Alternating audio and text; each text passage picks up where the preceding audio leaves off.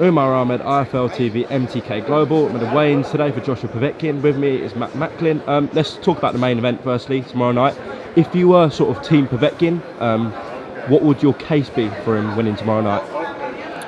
I suppose his strengths are going in against Joshua. He's very experienced.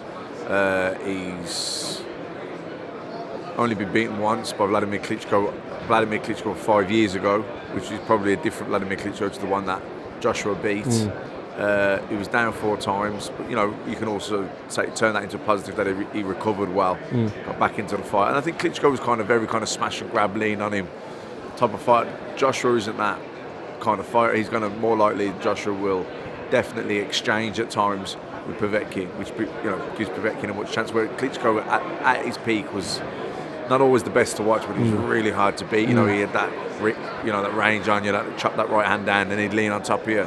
Very difficult man to beat. And but Povetkin was able to stay in there for 12 rounds, so he's durable. He's definitely the most experienced fighter. Like outside of Klitschko, this is the toughest fight opponent, certainly on paper going into the fight. Whether it plays out that way, we'll have to wait and see. But certainly going in, this is one of the toughest fights by Klitschko of Joshua's career. Do you believe there will be a knockout then, if you've just said that tomorrow night? Do you believe there will be a knockout tomorrow night on what you've just said? No, I don't think so. I fancy Joshua on points, if I'm honest. Unless maybe he gets him late on. He's 39 years old now, Povetkin. Who knows? But I think it's more likely going to be a distance fight. I think he's dangerous, Povetkin. You know what I mean, with the left hook and that. I think Joshua's got to fight smart, got to fight disciplined. I think there are going to be exchanges, but I don't think. I think he's got to. It's important that he gets his jab going. I think the jab's key in this fight for Joshua.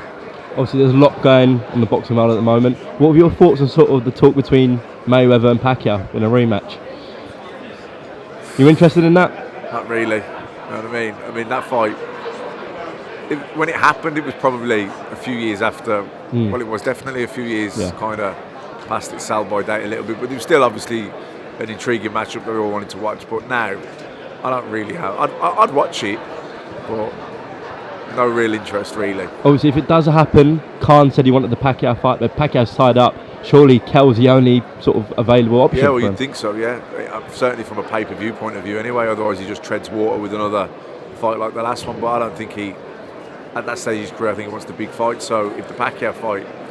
If Mayweather-Pacquiao kind of materialises, so that takes Pacquiao out of the equation for Khan, then surely has to be the Brook fight. Has to be.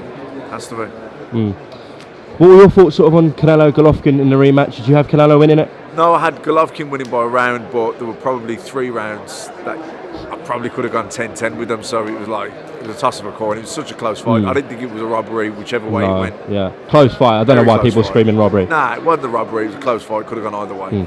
Anyways, appreciate your time today, Matt. Thanks for coming to IFL TV. Catch up with you tomorrow.